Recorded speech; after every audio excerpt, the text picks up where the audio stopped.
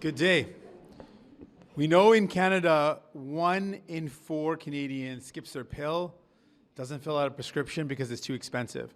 So to be able to announce to Canadians that we are forcing the Liberal government to move forward to cover 2 classes of drugs with a single-payer public program to cover contraceptives and diabetes is historic. We're proud of that. It's going to mean for a lot of people, for millions of Canadians, they're going to be able to save their money. They're going to be able to stay healthier. For people living with diabetes, this is a life-saving and very hopeful message to them. For them, many people are not taking the medication they need. They're not taking their insulin, they're not getting their blood tested, and it's costing them thousands of dollars out of pocket that they just can't afford. And so for those Canadians right now who are hearing this, we're going to give you some hope. We're going to cover diabetes medication across this country. It's going to save people money, it's going to keep them healthier, and it's going to take some of the burden off of our healthcare system. Because we know what happens when people don't take the medication they need. They end up getting more and more sick, and they end up in the emergency room. So we're going to save people. For people who need contraceptives, one of my dear friends who used to work at a women's clinic tells me that for the days that they would provide contraceptives, people would wait for hours and hours in line to get access to contraceptives. And that often they would run out of contraceptives before serving everyone in line. This is going to mean for a lot of people real access to the right to choose. Not just a right, but access to that right. And we firmly believe in it, and we're very proud that we can deliver contraceptive coverage across the country. We've also been able to force this government to move ahead with legislation that clearly, specifically will cite single-payer, universal and public, and the Canada Health Act, and the principles that guide the Canada Health Act, which reinforce public single-payer pharmacare. This is something that we force the Liberals to do, and let it be known that this is not a coincidence that the Liberals have promised this for 30 years and broken that promise. And it is no coincidence that now they are moving ahead with the first national pharmacare program because New Democrats forced them to do so. This is not something Liberals are going to do anyways. This is not something that they wanted to do, and we sped it up. We forced them to do something they were never going to do otherwise.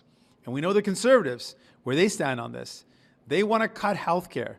They want to cut dental care. They want to cut pharmacare.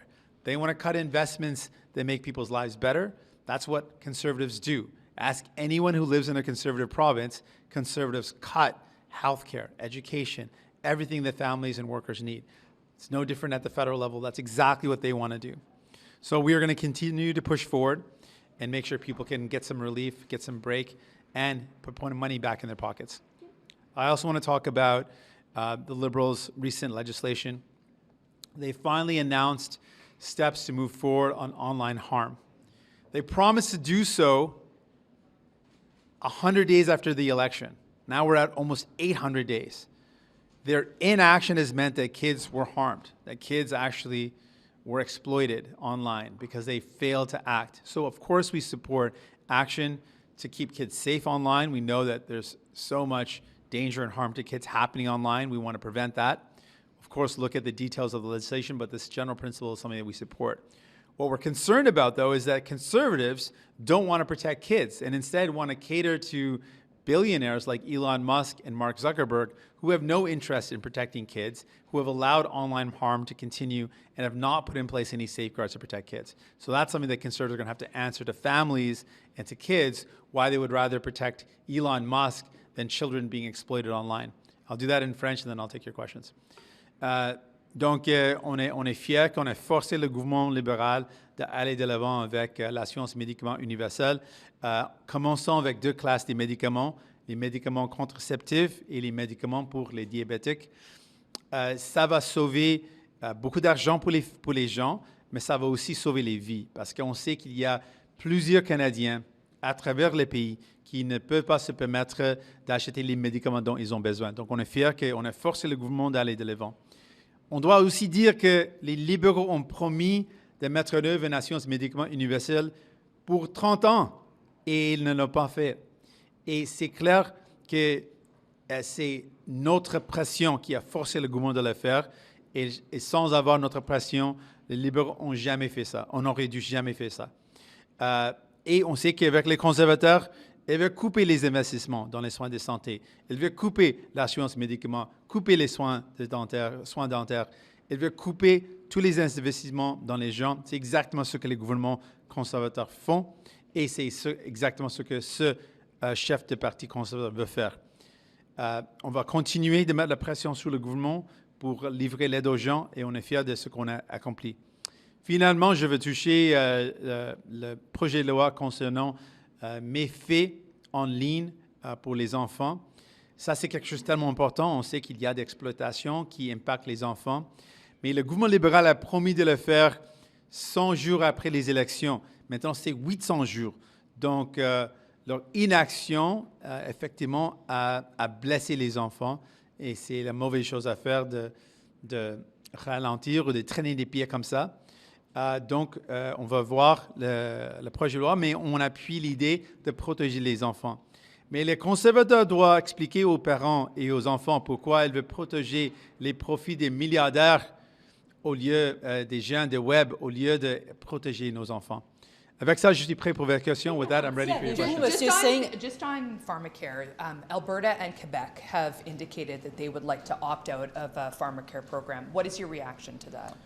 I'm not surprised that conservative premiers that have cut investments in healthcare, who have hurt people by not investing in healthcare, don't want to help people that are struggling with the cost of diabetes. Not surprising to me. Those are the same premiers. If you look at the healthcare system in their provinces, they've made massive cuts that have hurt workers, that have hurt healthcare workers, and have hurt patients. We've seen horrible situations occur in both provinces because these are premiers that don't want to invest in taking care of people. So I'm not surprised that they don't want to invest in something like medication coverage that would save the lives of people. I'm not surprised by that. But it's also important to note that with our universal healthcare system, that provinces initially said no and eventually signed on. And we were able to show that this is better for everybody if we take care of everybody's health this way. One follow-up? Vous dites que M. Legault a coupé en santé? Oh oui, c'est clair. Et si on regarde tous les experts au Québec, si on parle avec les travailleurs de santé, ils ont coupé clairement dans les investissements pour la santé. Ils n'investissent pas suffisamment pour les soins de santé et c'est pourquoi on a des crises dans plusieurs hôpitaux. On a eu des crises dans les hôpitaux pour les enfants et les médecins, les travailleurs de santé ont crié de ce qui s'est passé dans le système de santé parce que le gouvernement n'investit pas suffisamment dans les soins de santé. Donc, c'est clair qu'il n'investit pas et coupe dans les soins de santé. Is there going to be an option for provinces to opt out?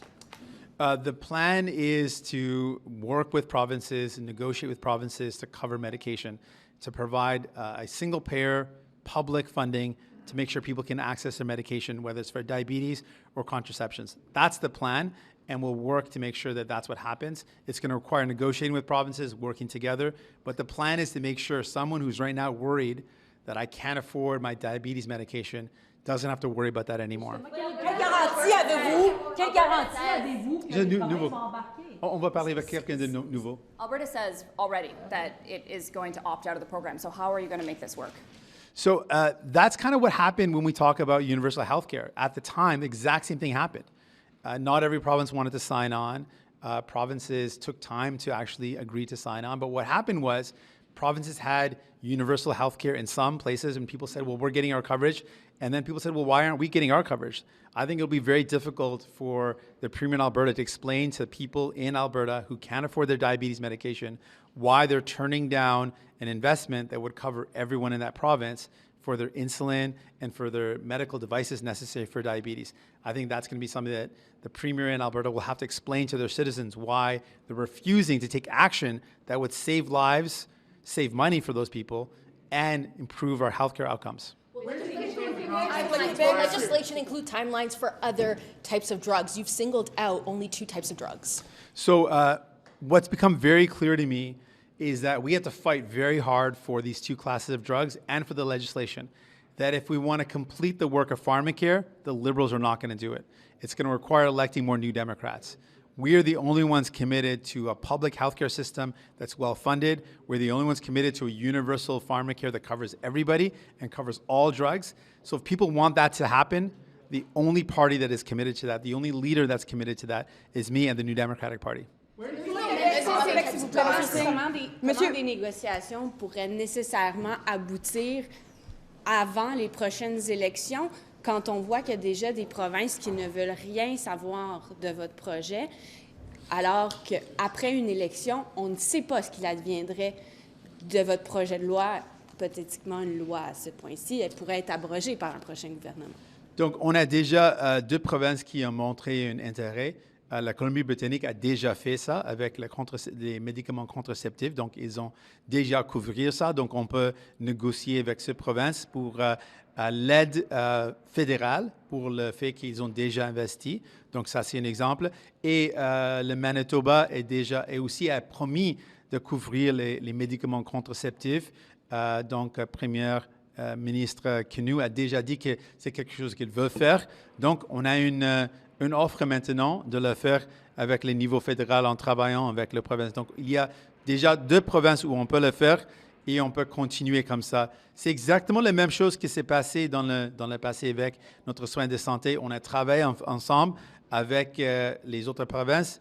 Quelques-uns ont dit non, mais finalement, c'est une fierté du Canada qu'on a un système de santé universel et public, quelque chose qu'on doit défendre. Mais encore, je dis que c'est au premier ministre conservateur d'expliquer pourquoi il n'accepte pas des financements pour aider les gens dans leur province qui ont besoin d'aide parce qu'ils ne peuvent pas se permettre d'acheter les médicaments diabétiques.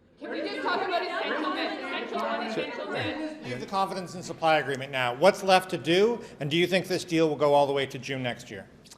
So now we got to make sure that the things that we fought for are actually implemented. We've got to make sure that pharmacare goes through. So we've got the promise, we've got the commitment. Now we got to see the legislation table this week, and then we're going to watch very carefully to see the rollout. We also have to make sure that the dental care rollout happens. This is something we fought for. People are getting enrolled in the program. We're already hearing about some concerns and some problems being raised. We want to make sure those are fixed. So there's a lot of work that remains to be done. But ultimately, what we've said and we maintain is that our job is to make auto work for people. As long as we can force this government to deliver for people, as long as we can continue to make sure life is better and that we're using our power to make life better for people, we're going to continue to do that. Unlike the Conservatives, whose only offer is to cut healthcare, cut pensions, cut investments in employment insurance, cut the things that people need, we're offering to make life better with real solutions. Will your party change positions on S210 now that there actually is an online harms bill being tabled? We're going to take a careful look at the bill and make sure it addresses the needs that we've laid out, that we actually see protections for people before we make an assessment about other bills and whether or not it will do the work necessary. Still supports S210 then, just to be clear? We have not changed our position yet. Just on essential meds, to throw it forward, essential medications, as part of the supply and confidence agreement, that there would be talks on essential meds and also on bulk purchasing, a strategy for that. Can you just speak to how that was part of discussions and where that will be going on the road forward? So the next phase of pharmacare, as laid out by our agreement, is going to be to discuss the formulary, so all the medication that should be covered, and then a bulk purchasing plan, how we can purchase in bulk the medication. We still want to see the full plan laid out for universal pharmacare that covers all classes of drugs. That's going to be a plan that's laid out over the next year. And we now have a commitment to cover 2 classes of drugs specifically, so that 2 areas where people don't have to worry anymore will be diabetes medication and for contraceptives that will be covered as a result of what we fought for. How will you figure out? Vendredi disait que sans compensation inconditionnelle pour le Québec, que le Bloc va s'opposer au projet de loi et que c'était une ingérence dans les champs de compétences du Québec. Donc, qu'est-ce que vous lui répondez et est-ce qu'il va y avoir une approche spéciale pour le Québec? Le Québec a toujours un droit de retraite avec plein de compensation, mais ce qu'on propose de faire, c'est de montrer comment on peut réduire les coûts pour tout le monde en travaillant ensemble. C'est avec la puissance d'achat de tous les pays, de 40 millions de personnes, qu'on peut réduire les coûts des médicaments. Ce n'est pas seulement une réduction pour une année, on parle d'une réduction pour le futur. Si on peut négocier ensemble, si on peut utiliser le pouvoir d'achat de tous les pays, ça va réduire les coûts pour tout le monde. Ça va réduire les coûts pour les médicaments que le Québec achète, parce que chaque province déjà achète les médicaments. Ce qu'on propose, c'est une façon de rassembler la puissance de tous les pays pour réduire le coût. C'est toujours compétence provinciale, mais c'est un rassemblement de pouvoir pour réduire les coûts des médicaments avec la puissance de négocier les prix meilleurs. Juste pour faire un suivi sur S210, s'il n'y a pas il y a vraiment...